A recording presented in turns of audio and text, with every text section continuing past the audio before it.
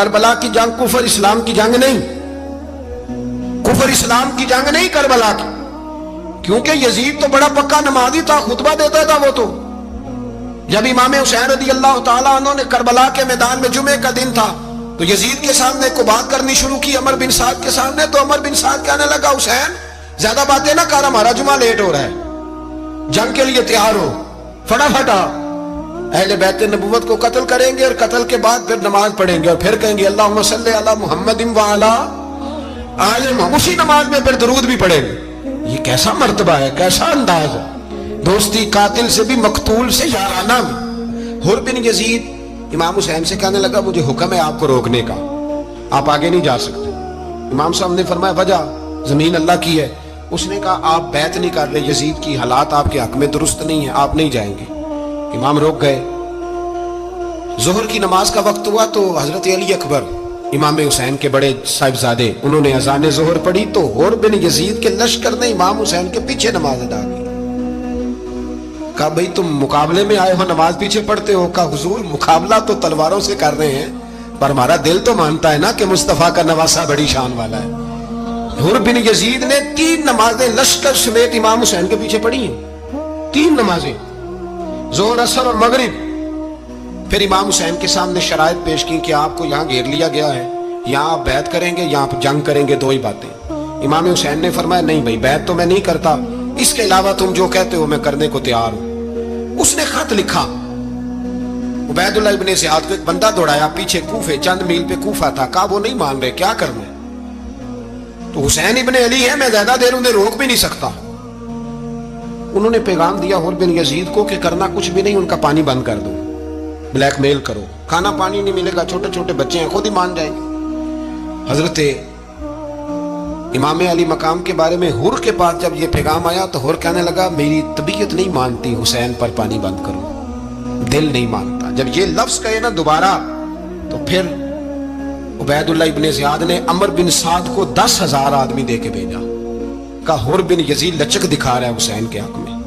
ایک رے کا علاقہ تھا، بڑی وہاں فصل ہوتی تھی، لوگ کوشش کرتے تھے وہاں کا گورنر بننے کی کوشش کرتے تھے، تو عبید اللہ ابن زیاد کہنے لگا تمہیں رے کی گورنری ملے گی، سب سے سرسبز و شاداب علاقہ، تمہیں وہاں کا گورنر بنایا جائے گا اگر حسین کے خلاف لڑو گے۔ یہ اتنی زبردست ہوتی ہیں گورنریاں کہ گورنریوں کے لیے لوگ نسل رسول کے خلاف بھی نکل آتے ہیں، یہ اتنی تگڑی ہوتی ہیں، اتنی جلدی وفاداریاں بدلتی ہیں۔ امام حسین کو روک لیا گیا، عمر بن سعد نے روک لیا۔ 1 محرم کو امام آئے، 7 محرم تا روکا گیا، 7 محرم کو پانی بند کر دیا۔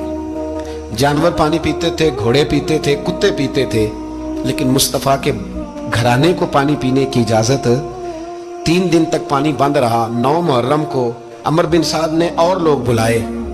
شمر ایک بڑا سخت آدمی تھا، سنگ دل بدبخت، جس نے حضرت علی اصغر کے گلے پر تیر مارا تھا، وہ اور لشکر لے کے آیا۔ رات کو کہنے لگا امام حسین رضی اللہ تعالیٰ عنہ سے کہ بس بڑا ہو گیا، یہ 9-10 محرم کی درمیانی رات، یہاں آپ جنگ کریں گے یا آپ بیعت کریں گے، 2 ہی باتیں۔ امام حسین اندر گئے، سیدہ زینب سے مشورہ کیا، باہر آئے، فرمایا بات وہی ہے جو پہلے دن والی ہے۔ او بھائی بچے ساتھ ہو، صحرا کا علاقہ ہو، تپتی ہوئی ریت ہو، اتنے کٹھن اور سخت حالات، چاروں جانب موت ہی موت، دور دور تک اپنوں کا نام و نشان کوئی نہیں، اور اکیلے فیصلہ کرنے والے امام حسین، باقی سارے بچے ہیں یا عورتیں، سارے بڑے اکیلے۔ امام حسین رضی اللہ تعالیٰ عنہ نے فرمایا بھئی بیعت تو میں نہیں کرتا، باقی جو تمہارا پروگرام ہے۔ شمر اور ابن سعد کہنے لگے پھر جنگ کے لیے تیار ہو جائیں۔ کیا انداز ہے امام حسین کا، فرمانے لگے کل جنگ کروں گا، مجھے پتا تو ہے جنگ کا نتیجہ کیا نکلنا ہے، 1 رات مجھے دے دو تاکہ میں کھل کے اپنے رب کی عبادت تو کر لوں۔ حسین نے جانا ہے، مجھے پتا ہے کل رزلٹ 72 اور 22,000 کا کیا، 1 رات مجھے دو، میں مالک سے راز نیاز تو کروں، میں گویا اس سے پوچھوں تو صحیح کہ مالک میرے والد بھی شہید ہیں، بھائی بھی شہید ہیں، نانا کو بھی دکھوں میں دیکھا ہے، تو اب میری باری ہے تو مالک میں حاضر ہوں، مجھے موقع تو دو، اس لیے کہ میرے نانا نے بدر میں بھی ساری رات عبادت کی تھی، صبح مجھے موقع دو۔ اور دنیا کا اصول ہے جب کوئی موقع مانگتا ہے تو دیا جاتا ہے۔ یہ دونوں کہنے لگے کوئی موقع نہیں۔ حر بن یزید پیچھے سے بولا، کہنے لگا نہیں، بدتمیزی نہ کرو، حسین کو موقع دو، تمہیں دینا پڑے گا۔ موقع دیا. اور بن یزید نے پھر منت کی, کہا حضور آپ مہربانی کریں مان جائیں. فرمایا ماننے والا کھاتا کوئی نہیں. فرمایا ماننے والا کھاتا, بولیے ماننے والا کھاتا, یہ بڑا مشکل کام ہے بھائی. ضمیر کا سودا اب تو عام ہو گیا, بازار لگتے ہیں, ریٹ لگتے ہیں, اپنی اپنی چاہتوں پہ لوگوں نے اپنے اپنے انداز سجائے ہوئے ہیں. کوئی آدمی بس اچھے طریقے سے نام لے لے تو بس ہم اس کے پیچھے چل جاتے ہیں.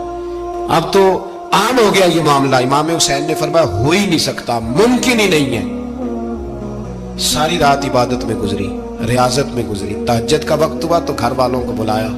فرمایا دیکھنا تمہاری سی کی آواز نہ باہر آئے, خبردار سی کی آواز نہ آئے. اور امام زین العابدین سے فرمایا تو بیمار ہے, تو جہاد نہیں کرے گا, لیکن خیال رکھنا پیچھے. اور بڑی قیمتی بات بتا رہا ہوں, ہماری بیویاں کسی کے گھر میت ہو جائے تو 4 دن بخار نہیں اترتا. امام علی مقام نے سیدہ زینب سے فرمایا تو بڑی ہے, میری بہن ہے, پیچھے سارے بچے ہیں, جوان ہیں, ان کے حوصلے تیری ذمہ داری ہیں. صبح جنگ کا طبل بجنے لگا, فجر کی نماز پڑھی, سورج چڑھا, 10 محرم کا دن جمعے کا وقت. جناب سیدنا امام حسین رضی اللہ تعالیٰ عنہ نے ریت پر سجدے کیے, لمبے سجدے, لمبی نماز. سورۃ الشمس کی آیات دوسری رکعت میں پڑھی تو سارا کربلا گونجنے لگا. کیا انداز تکلم تھا امام علی مقام کا. نماز مکمل ہوئی تو حور بن یزید, عمر بن سعد اور شیمر سے کہنے لگے واقعی حسین سے لڑو گے؟ پتہ نہیں کون ہے. قل لا اسألکم علیہ اجرا, تم نے نہیں پڑھا الا المودۃ فی القربى, تمہاری آنکھیں بند ہیں. الحسن والحسین سید الشباب اہل جنہ, تمہیں نہیں پتا؟ کہنے لگا چپ کر, حکومت نظر آ رہی ہے. اور بن یزید کہنے لگا پھر میرا بھی فیصلہ سنو, مجھے حکومت نہیں چاہیے, مجھے جنت چاہیے. حکومت نہیں چاہیے. امام حسین کی پہلی فتح دیکھیں, اور بن یزید ایڑی لگا کے نا یزید کے لشکر سے نکل کے امام حسین کے لشکر میں شامل ہو گئے. اور پہلا شخص جس نے امام حسین کو روکا, امام حسین کے نام پر پہلا سر بھی اسی شخص نے کٹایا. لیکن یزید کی قبر پہ لعنت بھی کوئی نہیں برساتا, اس کا محل تھا بہت بڑا. لیکن جب لوگ کربلا میں امام حسین کو سلام کرنے جاتے ہیں تو قدموں میں حور بن یزید کا مزار بھی بنا ہوا, اس کو بھی سلامی دی جاتی ہے. اور اب ہم اکیلا حور بن یزید نہیں کہتے, ہم کہتے ہیں حور بن یزید رضی اللہ تعالی. اب ہم اتنی تعظیم کرتے ہیں اس حور کی. جناب امام حسین کو میدان میں کھڑا کیا گیا, جہاد کا طبل بجا, پہلے خدام آئے. اور سن لو, آج وہ پتہ نہیں بازاری سے لوگ چڑھ گئے اسٹیجوں پہ, بازاری سے, نہ چہرے پہ داڑھی ہے, نہ سر پہ کوئی کپڑا ہے, بازاری لوگ ہیں, بھاگ رہے ہیں, بازو چڑھائے ہوئے ہیں, بٹن کھولے ہوئے ہیں, تماشا بنا دیا. سننے والوں کا بھی اللہ ہی حافظ ہے, وہ اسٹیج پہ اہل بیت کی شان بیان کرتا ہے, بھاگ کے ادھر جاتا ہے. یہ کوئی طریقہ ہے؟ سننے والوں کا بھی عجیب انداز ہے, ہر بندے کو سننے بیٹھ جاتے ہیں. دین مہذب ہے, تہذیب والا ہے, دلائل رکھتا ہے, دین وقار رکھتا ہے, ایسے لوگ اب دین بیان کریں گے؟ حضرت سیدنا امام حسین رضی اللہ تعالیٰ عنہ صبح جب جہاد کا وقت آیا, پتہ ہے کون کون تھے کربلا میں؟ امام حسین کے ساتھ امام حسین کے 4 بھائی تھے کربلا میں. کتنے؟ بول کے بتائیں. حضرت علی کے 4 بیٹے, عباس بن علی, جن کو حضرت عباس کہا جاتا ہے نا, علمدار, یہ حضرت علی کی دوسری زوجہ میں سے. عباس بن علی بھی تھے, اور ابو بکر بن علی بھی تھے, عمر بن علی بھی تھے, عثمان بن, یہ حضرت علی کے بچوں کے نام ہیں. یہ آپ کے شہزادے امام حسین کے ساتھ شہید ہوئے. ان کا نام صرف اس لیے نہیں لیا جاتا کہ ان کا نام خلفائے ثلاثہ کے نام پہ, حضرت علی نے اپنے یاروں کے نام پہ رکھا ہے, تو تم نے کربلا کے میدان سے ہی خارج کر دیا. یہ تینوں شہزادے حضرت جناب سیدنا امام حسین کے ساتھ تھے, یہ بھی شہید ہوئے. حضرت جناب زینب امام حسین کی سگی بہن ہے, ان کے 2 بچے تھے, اون و محمد. جب امام حسین میدان میں جانے لگے تو جناب زینب بچوں سے کہنے لگی نہ, پہلے بھائی نہیں جائے گا, پہلے بھانجے جائیں گے. 2 بچے شہید ہوئے. حضرت قاسم بن حسن امام حسن کے بیٹے تھے, وہ جب میدان میں جانے لگے تو امام حسین نے کہا نہیں بھائی تو نہیں جائے گا, تو میرے بھائی کی نشانی ہے, میں جاؤں گا. تو حضرت قاسم بن حسن نے ایک تعویذ کھول کے دیا, کہ ابا جی میرے والد نے کہا تھا جب بڑی مشکل آ جائے تو تعویذ کھول کے دیکھنا. تو آج بڑی مشکل آئی ہے تو میں نے تعویذ کھولا ہے, تو یہ دیکھیں کیا لکھا ہے. یہ تو رکا ہے, تعویذ ہے ہی نہیں. جب کھول کے دیکھا تو اس پہ لکھا تھا قاسم اگر حسین پہ کوئی کڑا وقت آ جائے تو بیٹا کے آگے آگے رہنا. اگر کڑا وقت میرے بھائی پہ کبھی آ جائے نا، دیکھنا اس کے آگے آگے چلنا، اسے حسن کی کمی نہ محسوس ہو، پائیاں جہاں ساکھ نہیں کوئی جے وچ خار نہ ہوئے۔ سیدنا امام حسین پہلی دفعہ کربلا میں اس وقت روئے جب یہ رکا، آپ نے دیکھا تو فرمایا ٹھیک ہے، اگر حسن کی یہ وصیت ہے تو میں نے زندگی میں اگر ان کی ہر بات مانی ہے اب بھی مانوں گا، تمہیں اجازت ہے۔ جناب قاسم بن حسن 16 سال کا جوان جب میدان میں نکلے تو ہائے ہائے پتہ نہیں کہاں سے آ گئی ہے۔ امام قاسم بن حسن جب میدان میں نکلے تو تبری سے لے کر علامہ ابو الاسناد صاحب سب کو پڑھ کے تو دیکھو، 3 دن کی پیاس ہے، شدید آزمائش ہے، دکھ ہے، تکلیفیں ہیں، پھر بھی پہلی دفعہ جب میدان میں گئے ہیں واپس آئے ہیں 19 لوگوں کو قتل کر کے واپس آئے، 19 لوگوں کو ایک بار میں حضرت ایسے ہی تماشا بنا دیا ہے۔ مظلوم تھے وہ تو رو رہے تھے، ہر مقرر یہ کہہ رہا ہے کہ وہ تو بار بار کہہ ابا پانی مل جائے، پانی آ جائے، ترس گئے۔ خدا کا خوف کرو، یہ دلیر لوگ تھے، ان کی باتیں آج بھی پڑھ کے دلیری پیدا ہوتی ہے، دلیری پیدا ہوتی ہے، دلیری۔ سناؤ قصہ خیبر کو، تمامی اپنے بچوں کو علی کی داستان سن کے دلوں سے ڈر نکلتا ہے، علی کی داستان سن کے دلوں سے یہ جو بچے ڈر رہے ہیں نا، وہ چمگادڑ آ گئی، کاکروچ آ گیا، یہ خوف نکل جائے گا اگر حضرت قاسم بن حسن کی بات سنیں گے۔ درجنوں لوگ آپ نے قتل کیے۔ ایک دفعہ آئے، کہا چاچا یزید کا لشکر تو بڑا بزدل ہے، اگر چند قطرے پانی میرے حلق سے گزرے تو میں سارے کاٹ کے لے آؤں گا آپ کے پاس، چند قطرے۔ لیکن تھوڑی دیر گزری، عمر بن سعد کہنے لگا اکیلے اکیلے جاؤ گے تو علی کا پوتا ہے، یہ سب کو مار دے گا، کٹھے جاؤ۔ چاروں جانب سے تیر برسے، ایک تیر لگا آ کے گردن کے پیچھے، بس جناب سیدنا قاسم بن حسن گھوڑے سے نیچے گرے تو جناب زینب حوصلہ کر کے آنسو سمیٹ کے کہنے لگی میں دیکھ رہی ہوں پردے کے پیچھے سے حسین میرے بھائی کا بیٹا گر گیا ہے، جا اسے اٹھا کے لا۔ حضرت امام حسین ان کو اٹھا کے لائے تو امام حسین نے سینے سے لگایا ہوا تھا تو ان کے پیر، ان کا قد لگتا تھا امام حسین سے زیادہ ہے، اٹھا کے لایا، لٹا دیا گیا۔ امام حسین کے اپنے بڑے بیٹے میدان میں نکلنے کو، علی اکبر نام ہے، جب جن لوگوں نے حضور کو نہیں دیکھا تھا وہ جب کہتے نا ہم نے نبی پاک کا دیدار نہیں کیا تو بتاؤ کس طرح کے تھے، تو بتایا جاتا تھا کہ جناب علی اکبر کا دیدار کرو، ہم شبیہ مصطفیٰ۔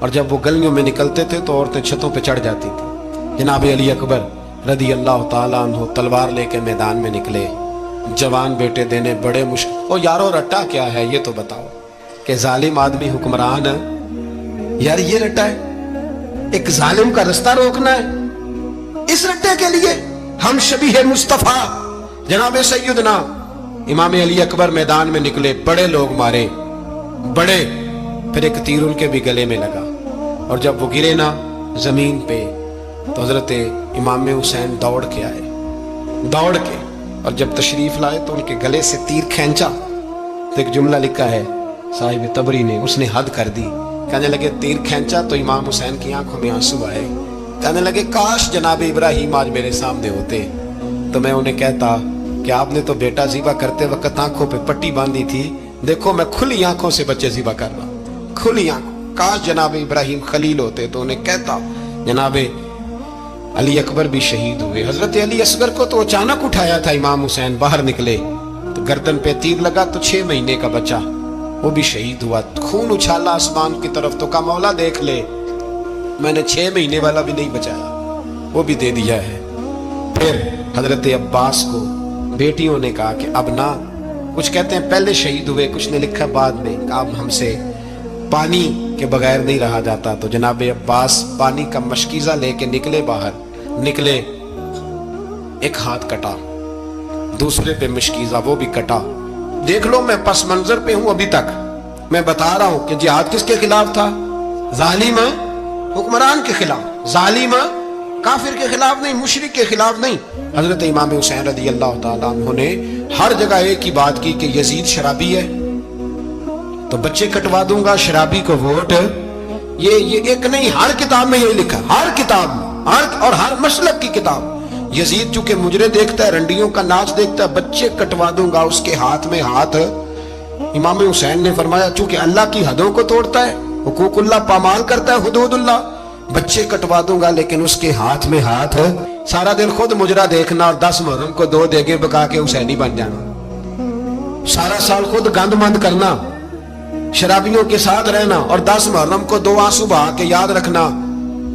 मैं हमेशा कहता हूं, फिर कह रहा हूं, इसके मोबाइल में गंदे गाने हैं, गंद देखता है, शराबी कबाबी का सपोर्टर है, वोटर है, या मुजरे देखता है, आता जाता है, वो याद रखे कयामत में इमाम हुसैन का हाथ होगा, उसका गिरेबान होगा। हमसे न रकम होंगे कसीदे यजीद के, हम लोग तो हुसैन के सीरत निगाह। हजरत अब्बास बाजू कटा, फिर पानी तो भर लिया था, ला ना सके, फिर गर्दन कटी तो शहीद हुए।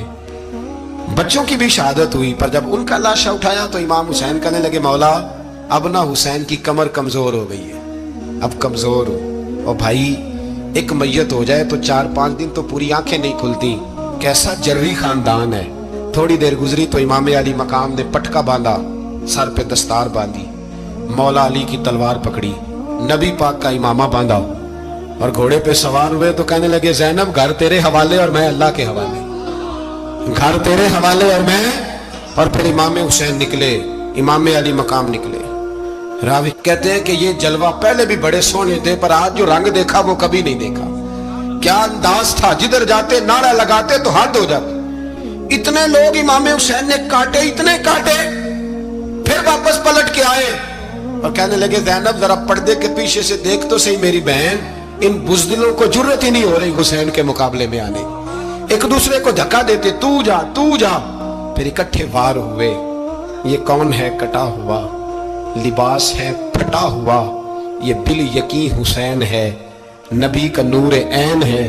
फिर चारों जानिब से तीर बरसे तो इमाम अली मकाम, चूंकि नमाज का वक्त हो गया था, उतरे घोड़े से, खून बह रहा था, गर्म तरीन रेत से तयम्मुम किया, सर सजदे में रखा। और जब शिमर आपकी गर्दन काटने लगा तो कहने लगे, ठहर जा जरा, रब से एक बात कर लेने दे। और फिर बोले इमाम हुसैन, कहने लगे, मालिक तू अब बता के हुसैन से राजी है कि नाराज है, तू बता। तो फिर एक आवाज आई, या अय्यतुहन नफ्स मुतमइन्ना इरजिई इला रब्बिकी रादियतम मर्दिया। फरमाया, नफ्स मुतमइन्ना वापस आ जा, तू अल्लाह से राजी है, अल्लाह तुझसे राजी। इमाम हुसैन वहां शहीद हो गए। अब ये काफिला इमाम हुसैन का सर काट, जरा देखना गौर करना, सर काट के नेज़े पे रखा है, जिस्म करबला में पड़ा। औरतों को घोड़ों पे बिठा के ले जाया गया यजीद के दरबार में। यजीद, पहले उबैदुल्ला इब्ने ज़ियाद ने बदतमीजी की, फिर यजीद ने की। सऊदी अरब का एक मौलवी बोल रहा था, सऊदी अरब का, उनसे भी बड़ा इश्क है, जिसने तकरीर सुननी हो मेरे पास है। हमें लोग मशवरे देते हैं कि जो यजीद को अच्छा कहे और हुसैन को बागी कहे, उसको हम इमाम मान लें। उस बेशरम बेहया को जो नबी पाक के घराने के बारे में बके, उसे इमाम। सऊदी अरब में मस्जिद नबी में दर्स देने वाला, जिसने तकरीर सुननी हो मेरे पास है। वो कहता है यजीद तो बड़ा अच्छा आदमी था, उसने तो बड़ी खिदमत की, तो मैंने उसे कहा रिश्तेदारी कर ला यजीद के साथ, करीब हो जा। शर्म नहीं आती? आज भी नबी पाक का दिल दुखाते हो, हया नहीं आती, ख्याल नहीं आता। और लोग घर में बैठ के बातें करते हैं, कहते हैं जी जो बैतुल्लाह में हो वो भी बुरा हो सकता है। बैतुल्लाह में तो 360 बुत भी थे, वो अच्छे थे।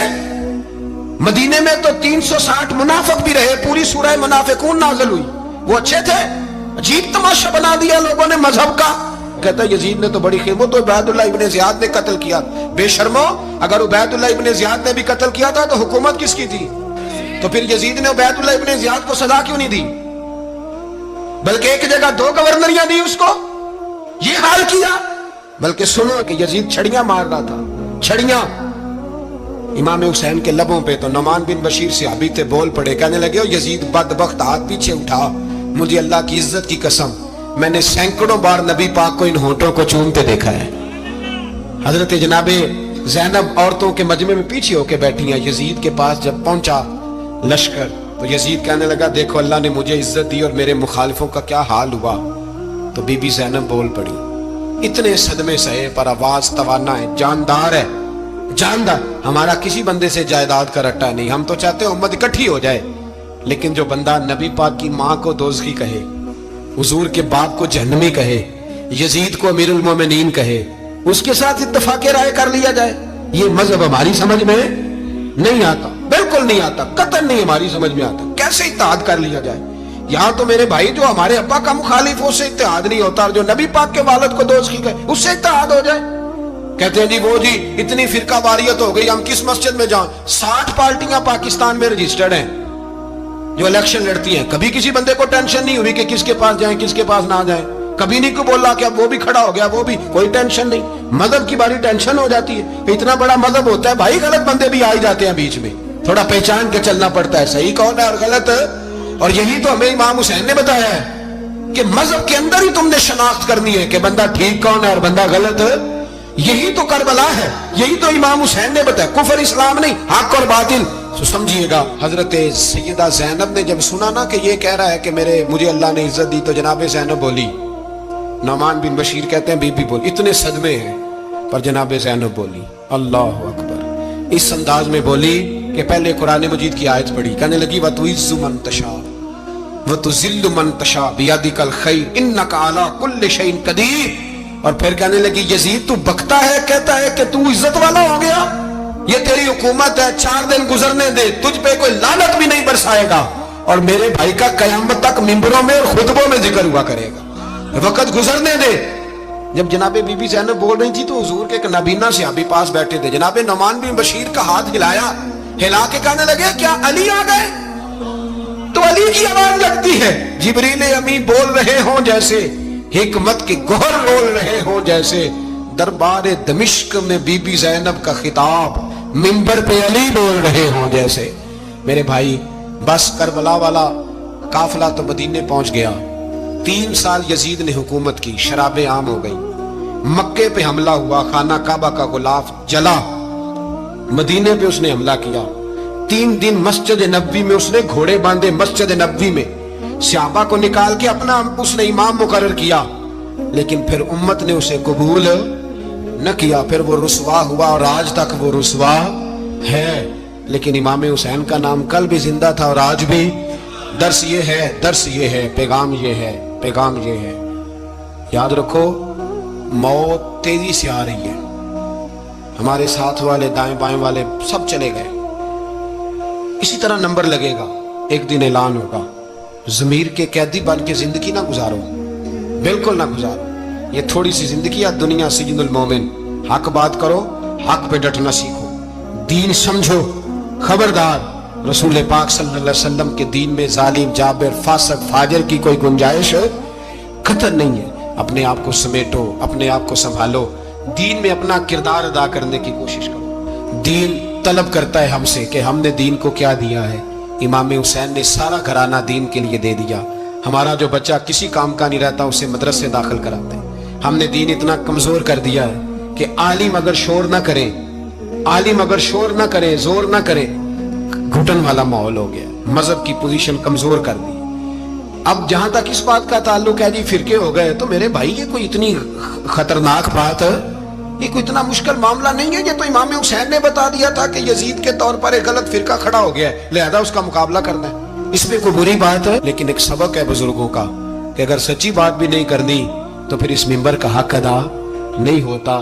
جو سچ بولے وہ حسینی ہے، جو ظالم کے سامنے کھڑا ہو جائے وہ حسینی ہے. جو مصلحت کوش ہو، جو کہے ٹائم نہیں، گراؤنڈ ریالٹی نہیں، حالات نہیں، طبیعت نہیں، موقع نہیں، تو ابھی امام حسین کے پیغام کو نہیں سمجھا. میں بہت سارے بزرگوں کا نام اس لیے نہیں لیتا کہ لوگ ایسے نہ کہیں کہ کسی کا نام کیش کرایا جا رہا ہے، لیکن میں نے سارے مناقب پڑھے ہیں.